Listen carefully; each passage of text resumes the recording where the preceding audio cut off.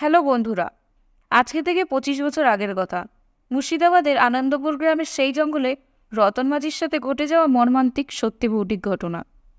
সেই জঙ্গলে তার মৃত্যুর ঘটনাটি লোকমুখে এখনও চর্চিত। সংবাদ মাধ্যম ও পুলিশ জানিয়েছিল এটি একটি অজানা পশুর আক্রমণের ফলে ঘটেছিল, কিন্তু লোকমুখে চর্চিত এটি নরপিশাচের কাজ। এরপর কি হয়েছিল জানতে গল্পটি শুনতে থাকুন। সত্যি ভৌতিক কাহিনী চ্যানেলে পাশে থাকুন এবং সাবস্ক্রাইব করুন। ভালো লাগলে লাইক এবং শেয়ার করবেন। আকাশের গোল থালার মতো চাঁদটাকে দেখে রতন মাঝি কিশোর কুমারের গান গাইতে গাইতে তার স্বাদের নৌকো নিয়ে পাড়ের দিকে ফিরছে। আজ তার মনেও রং লেগেছে। বহুদিন পরে রতন মাঝি আজ নৌকো ভর্তি মাছ পেয়েছে। এই বিক্রি করে যা টাকা আসবে তাতে এই মাছটা ভালোভাবেই চলে যাবে। মাছ ধরে জাল গোটাতে গোটাতেই চারিদিকে অন্ধকার নেমে এলো, কিন্তু তাও আজ রতন মাঝির কোনো তাড়া নেই বাড়ি ফেরার। মনের খুশিতে গঙ্গার উপর দিয়ে ধীরে সুস্থে দাঁড় বেয়ে চলেছে। নিকষ কালো গঙ্গার জলে পূর্ণিমার চাঁদের ছায়া পড়ে চারিদিকটা আলোকিত করে রেখেছে। পাড়ে পৌঁছে রতন মাঝি দেখল পল্টু এসে দাঁড়িয়ে আছে। আজ এত মাছ উঠতে দেখে অন্য এক মাঝিকে দিয়ে আগেই তার ভাইপো পল্টুকে খবর পাঠিয়েছিল যেন পাড়ে আসে, না হলে এত মাছ তার একার পক্ষে বয়ে নিয়ে যাওয়া সম্ভব নয়। বয়স তো 60 পেরিয়ে গেল, আর শরীরে জোর নেই আগের মতো। পল্টু নৌকোটাকে পাড়ে তুলে খুঁটির সাথে দড়ি দিয়ে বেঁধে দিল। মাছগুলো সব চাদরে মুড়ে ভালো করে পুটলি বেঁধে রতন মাঝি একটা মাথায় নিল, আরেকটা পুটলি পল্টুর মাথায় চাপিয়ে দিল।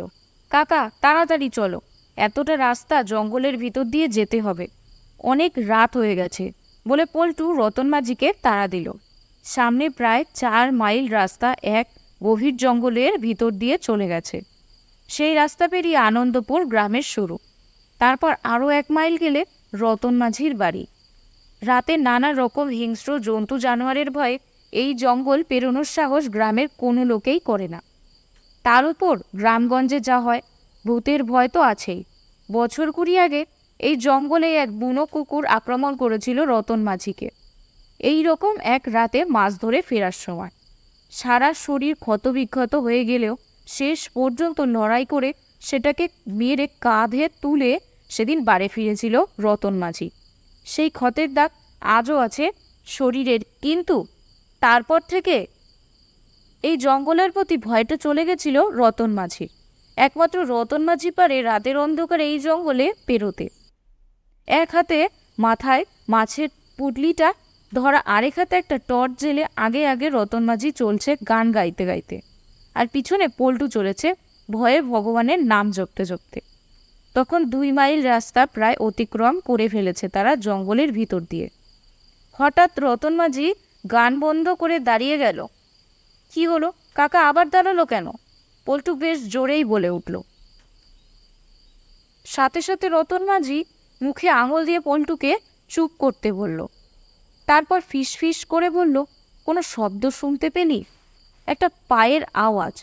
পল্টু ভয়ের গলায় বলল, কই না তো, কিছুই শুনলাম না তো। মনে হচ্ছে কাছাকাছি কোনো জন্তু জানোয়ার আছে। আমি পাতার উপর দিয়ে চললে যেরকম আওয়াজ হয় সেরকম একটা খুব দ্রুত চলে যাওয়ার আওয়াজ পেলাম কিছুর। এরকম পায়ের আওয়াজ তো খুব ভারী শরীরের কোনো জন্তু চললে হয়। বলে রতন কাকা টর্চটা এদিক ওদিক ঘোরাতে লাগলো, কিন্তু কিছুই সেরকম চোখে পড়ল না। রাতে ওরকম সব শব্দ বেশি জোরে মনে হয়। ও কোনো কুকুর শিয়াল হবে, তাড়াতাড়ি চলো কাকা, এখন অনেকটা পথ বাকি। বলে পল্টু এবার রতন মাঝির হাত থেকে টর্চটা নিয়ে আগে এগিয়ে গেল। রতন মাঝি আর কিছু না বলে পল্টুর পিছন পিছন হাঁটা দিল। পল্টু প্রায় দৌড়ানোর মতন করে জোরে জোরে পা ফেলে জঙ্গলটা পার করে একটা স্বস্তির নিঃশ্বাস ফেলল। কাকা, আর আমি এত রাতে এই জঙ্গলে ঢুকবো না, এই প্রথম আর এই শেষ। বলে পল্টু পিছন ঘুরতেই দেখে কাকা নেই। টর্চটা জঙ্গলের দিকে তাক করে বেশ কিছুক্ষণ অপেক্ষা করলো পল্টু, কিন্তু না, তার কাকা রতন মাঝির দেখা নেই। মুহূর্তে ভয়ে পল্টুর সারা শরীর ঠান্ডা হয়ে গেল। কাকা কাকা করে 15 মিনিট চিৎকার করার পরেও জঙ্গল থেকে কেউ বেরিয়ে এলো না। পল্টু মাছের পুটলি সেখানেই রেখে দৌড় মারল বাড়ির দিকে।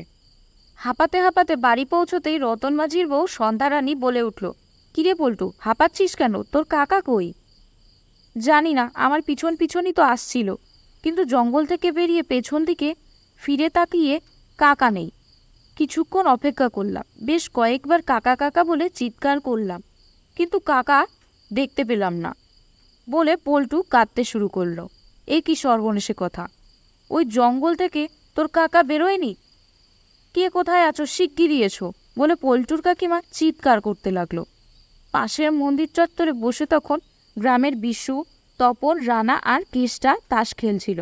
সন্ধ্যারানীর চিৎকার শুনে সকলে ছুটে এলো।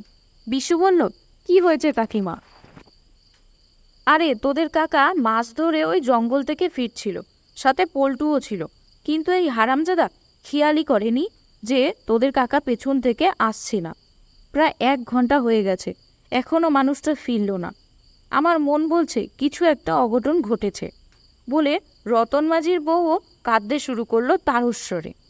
বিশুরা নিজেদের ভিতর একটু মুখ চাওয়াচাওয়ি করে নিল, কারণ এত রাতে ওই জঙ্গলে ঢোকার সাহস তাদেরও নেই। তাও সন্ধ্যারানীকে সান্ত্বনা দিয়ে তপন বলল, দাঁড়াও কাকিমা, দেখছি কি করা যায়। তপন রানা আর কেষ্টাকে বলল, তাড়াতাড়ি গ্রামের আরও সবাইকে খবর দে। তপন, বিশু, রানা, কেষ্ট আর গ্রামের আরও প্রায় 10 জন হৈ হৈ করতে করতে হাতে লাঠি আর টর্চ নিয়ে ওই জঙ্গলে প্রবেশ করলো। শেষ যে জায়গায় পল্টুর সাথে রতন মাঝি এসেছিল সেই জায়গা পর্যন্ত গ্রামের লোক গিয়েও রতন মাঝির কোনো খোঁজ পেল না।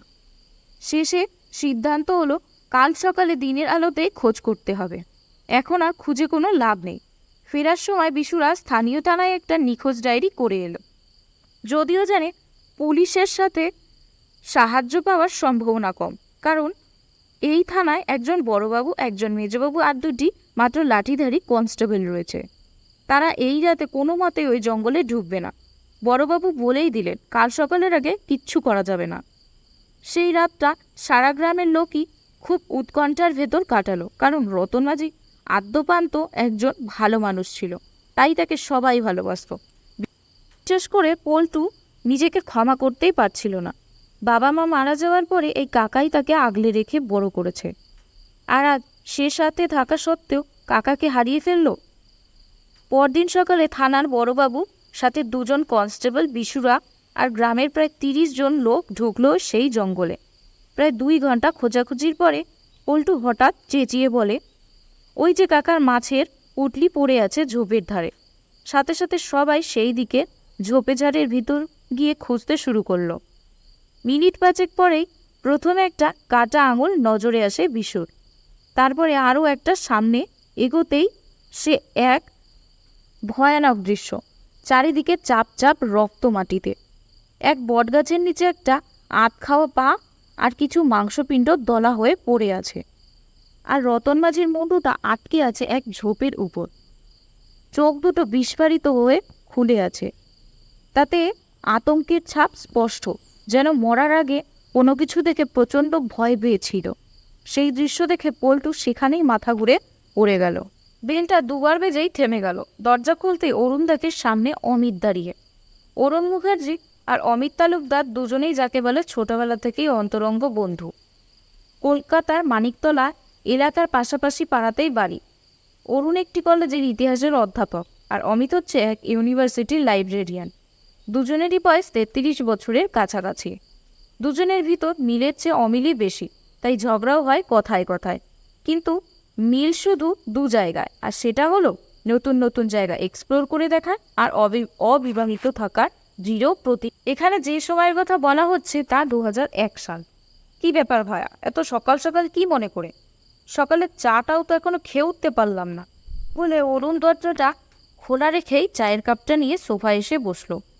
অমিত হাতে একটা খবরের কাগজ আর এক গাল হাসি নিয়ে চেয়ারে বসেই বলতে শুরু করলো, দারুণ খবর বেরিয়েছে আজ একটা। আজ আবার এতদিন ধরে বলে আসা কথাগুলোর প্রমাণ আমার হাতে এই সংবাদপত্রে আছে। এই শুরু হলো সকাল সকাল তোর আজগুবি গল্পের বিষয়। চা খাওয়াতেই মন দিল। আজকে আমি বলছি না কোনো আজগুবি কথা, আমার হাতের এই কাগজে কি বেরিয়েছে আগে শোন। হেডিংটা দেখ, মানুষ খেকোর আবির্ভাব। মুর্শিদাবাদের আনন্দপুর নামক এক গ্রামে পরশু সন্ধ্যাবেলায় এক জেলে গঙ্গায় মাছ ধরে বাড়ি ফিরছিল। নদী থেকে গ্রামে আসার রাস্তায় এক 4 মাইলের জঙ্গল পেরিয়ে আসতে হয়। সেই রাস্তা দিয়েই আসার সময় মাঝ রাস্তা থেকে হঠাৎই তিনি উধাও হয়ে যান। সেই রাতে অনেক খুঁজেও তাকে পাওয়া যায়নি। পরের দিন স্থানীয় থানায় পুলিশ, গ্রামের লোক সারা জঙ্গল তন্ন তন্ন করে খুঁজে সেই জেলের আধ খাওয়া দেহ আর তার কাটা মুন্ডুর সন্ধান পায় এক ঝোপের ভিতর থেকে। পোস্টমর্টেম রিপোর্টে বেশ কিছু অবিশ্বাস্য তথ্য সামনে আসে। কোনো অজানা হিংস্র প্রাণীর আক্রমণে এই ঘটনাটি ঘটেছে। অবশিষ্ট দেহাংশে নখের যে দাগগুলো পাওয়া গেছে তার সাথে কোনো প্রাণীর নখের দাগের মিল নেই। আর বিশেষজ্ঞদের মতে ওই জঙ্গলে আমরা মানুষকে প্রাণী বলতে যা বুঝি, যেমন বাঘ, সিংহ, এরকম প্রাণীর থাকার কোনো সম্ভাবনাই নেই। সারা গ্রামের লোক এখন আতঙ্কে দিন কাটাচ্ছে। আপাতত পুলিশের পক্ষ থেকে জঙ্গলে কাউকে প্রবেশ করা নিষেধ করা হয়েছে। জেলার পুলিশ সুপার নিজে পুরো ব্যাপারটা তদন্ত চালাচ্ছে। খুব দ্রুত আসল সত্যি খুঁজে বের করার আশ্বাস দিয়েছেন তিনি। খবরটা পড়েই অমিত কাগজটা অরুণের দিকে বাড়িয়ে দিল। অরুণও একটু চোখ বুলিয়ে নিয়ে বলল, দেখ, আমার তো মনে হয় এ কোনো বানানো গল্প, অন্য কোনো রহস্য আছে। এরকম কোনো মানুষ খেকো থাকলে আরও মানুষ আর জীবজন্তুর হারিয়ে যাওয়ার খবর পাওয়া যেত ওই এলাকা থেকে। এরকম ঘটনা যে প্রথম তা কিন্তু নয়, বলে একটা রহস্যের হাসি হাসল অমিত। এরকম কি আগেও হয়েছে নাকি? কই, কাগজে তো দেখিনি এরকম কোনো খবর এর আগে, বলে অরুণ একটু ভুরু কোচকাল। অমিত একটু গলা হাঁকিয়ে দিয়ে বলতে শুরু করলো, তাহলে মন দিয়ে শোন একটা ইন্টারেস্টিং গল্প। বেশ কয়েক মাস আগে আমাদের ইউনিভার্সিটির লাইব্রেরিটা নতুন করে সাজানো হচ্ছিল। সেই সময় 100-150 বছরের পুরনো বেশ কিছু মূল্যবান বই পাওয়া যায়। তার ভেতরই একটা খুব অদ্ভুত বই পাই, নরপিশাচের ইতিকথা। একজন অচেনা লেখকের লেখা, নাম চন্দ্রদেব রায়। এক রাতের ভিতর আমি পুরো বইটা পড়ে শেষ করি। পৃথিবীর আদিমকাল থেকে বইটা লেখার সময়কাল অর্থাৎ 1910 সাল পর্যন্ত সারা পৃথিবীতে যত এরকম নরপিশাচ সম্পর্কিত ঘটনা ঘটেছে সব ঘটনার উল্লেখ আছে। রীতিমতো গবেষণা করেছিলেন লেখক এই বিষয়ে। তার ভিতর দুটো ঘটনা তোকে শোনাই।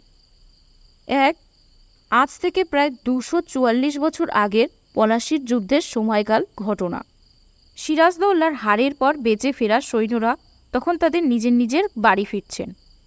কিন্তু সেই ফেরার পথে ঠিক আজকের কাগজে যে জঙ্গলটার কথা বলা হয়েছে, সেই জঙ্গলটা পেরোনোর সময় কিছু সৈন্য নিখোঁজ হয়ে যায়।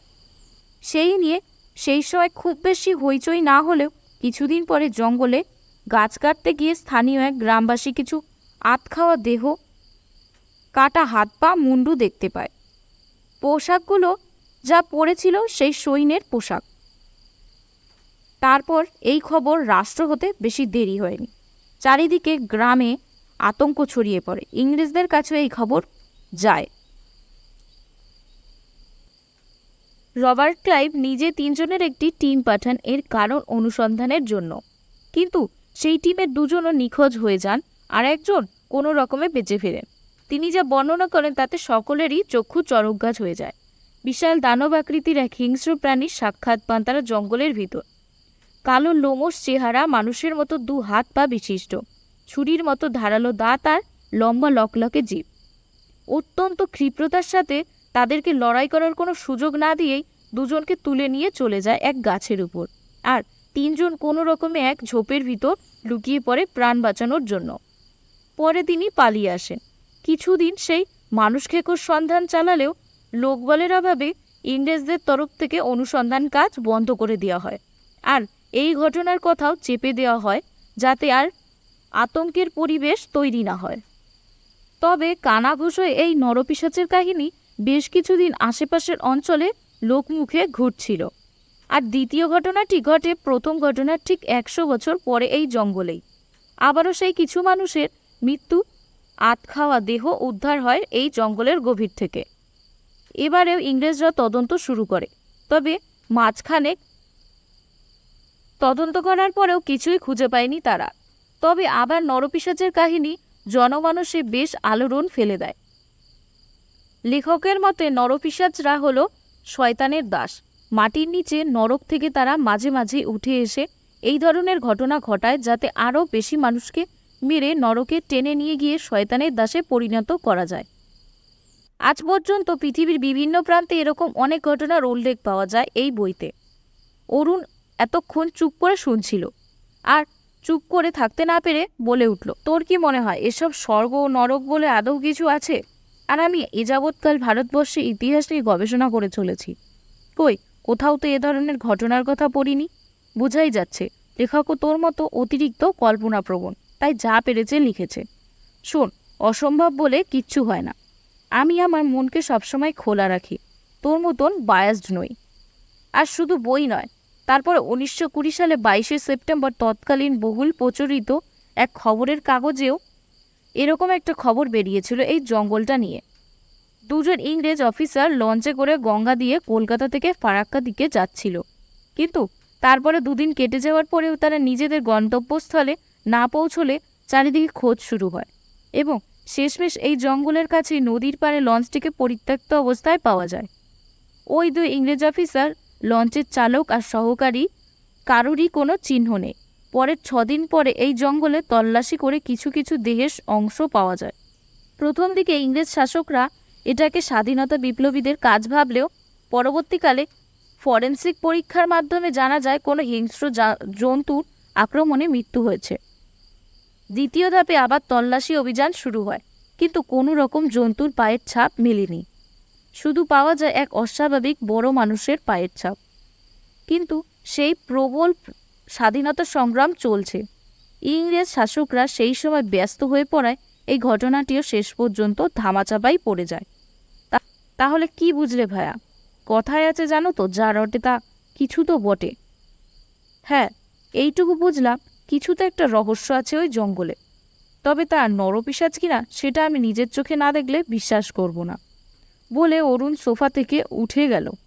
অমিত বলল, সামনেই তো দুর্গাপুজো, আমরাও ইউনিভার্সিটির ছুটি, তোরও কলেজ ছুটি, অনেক দিন তো কোথাও যাওয়া হয়নি।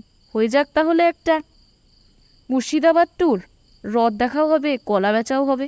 কথাটা মন্দ বলিসনি, যাওয়া যেতেই পারে।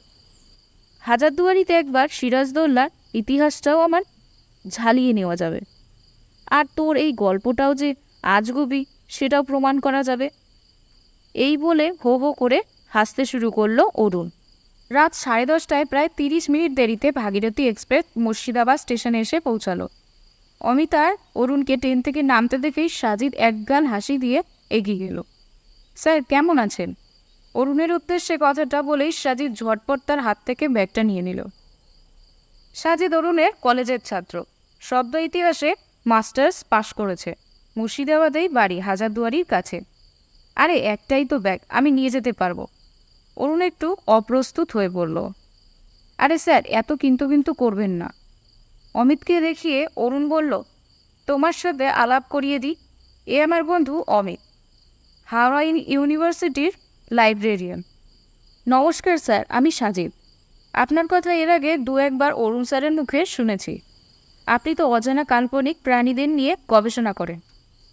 আমারও বেশ ইন্টারেস্টিং লাগে এই ব্যাপারগুলো।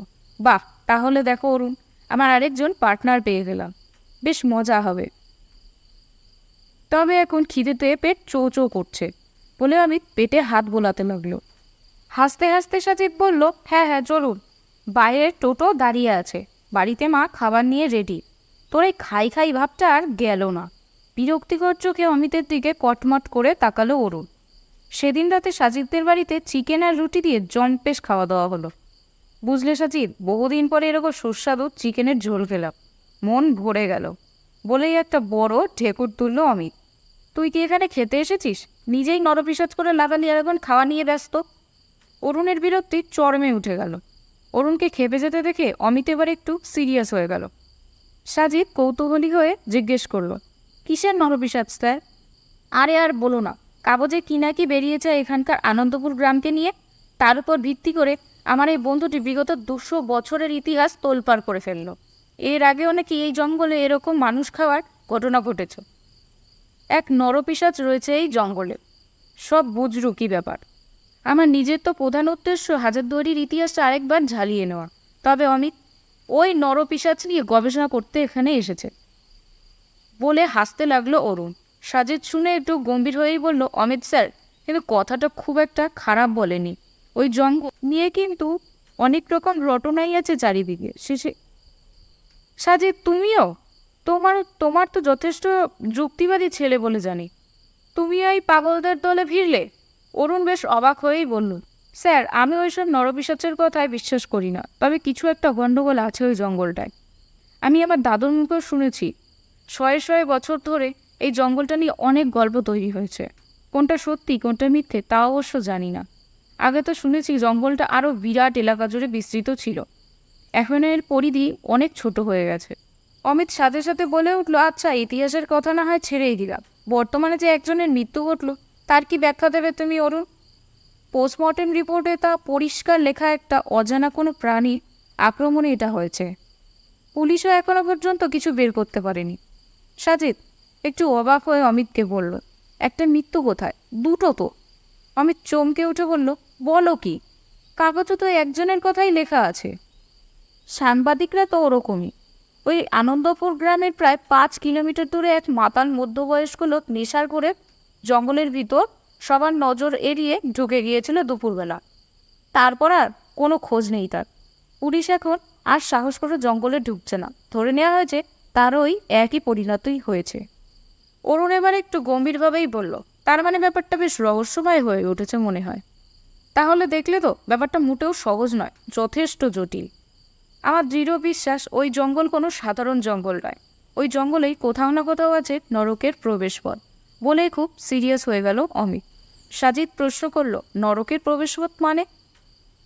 মানে এত জার্নির ক্লান্তির পরে এরকম ভরপেট চিকেনকে অমিতের পেট গরম হয়েছে বলে অরুণ আবার হো হো করে হেসে উঠল।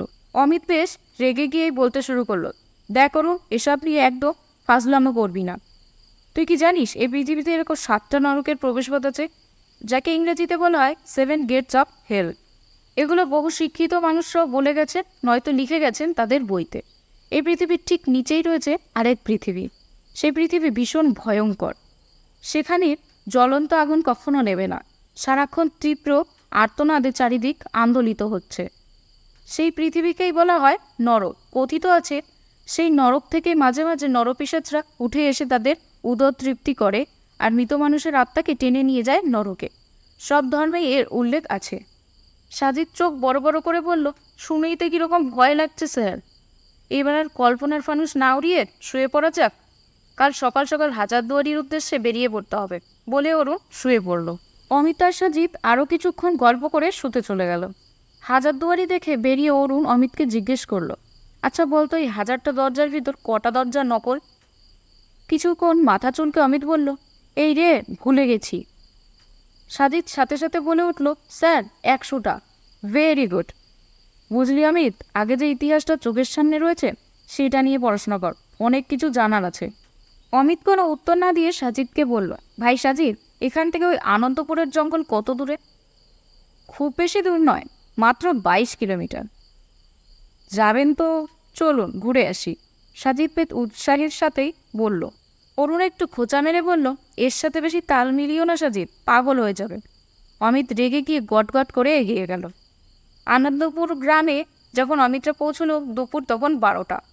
রাস্তায় একটা দুটো লোকও দেখা যাচ্ছে না। শান্ত পরিচ্ছন্ন একটি গ্রাম। নতুন লোক দেখে কেউ কেউ কৌতূহলী হয়ে আশেপাশের বাড়ি থেকে উকিঝুঁকি মেরে দেখছে। অমিত সাজিদকে বলল, সেই জঙ্গলটার দিকে চলো। হ্যাঁ স্যার, চলুন। আরও 1 মাইল হাঁটা পথ। ওই দেখুন দূরে জঙ্গলের শুরু হচ্ছে। বাহাত দিয়ে দূরে এক ঘন সবুজের রেখা দিয়ে দেখল সাজিদ। জঙ্গলের কাছাকাছি আসতেই দেখা গেল একটা পুলিশ আউটপোস্ট রয়েছে জঙ্গলে ঢোকার রাস্তার মুখে। একজন বয়স্ক কনস্টেবল বন্দুক হাতে সেখানেই বসে ঢুলছে। অমিত বলল, চলো ভাইয়া সাজিদ, এই সুযোগ। দিনের আলোয় জঙ্গলের ভেতরটা একবার দেখে আসি, যদি সেই নরকের যাওয়ার রাস্তা খুঁজে পাওয়া যায়। অরুণ হাসতে হাসতে অমিতকে বলল, তুমি এমনি এত প্রাণী হত্যা করে মুরগি আর পাঁঠার মাংস খেয়েছ যে তোমার এমনিতেই নরকেই স্থান হবে, এত তারা কিসের অরুণ? হঠাৎ গগনভেদী এক ভয়ঙ্কর আওয়াজে চারিদিক কেঁপে উঠল। জঙ্গলের ভিতর যেন কেউ তারস্বরে গর্জন করছে। পুলিশটা তড়াক করে ঘুম থেকে উঠে বন্দুক হাতে দাঁড়িয়ে পড়ল। ভয়ে তার মুখ শুকিয়ে গেছে। অরুণরাও ভীষণ ভয় পেয়ে গেল, কারণ এই আওয়াজের সাথে কোনো প্রাণীর আওয়াজ মিল নেই।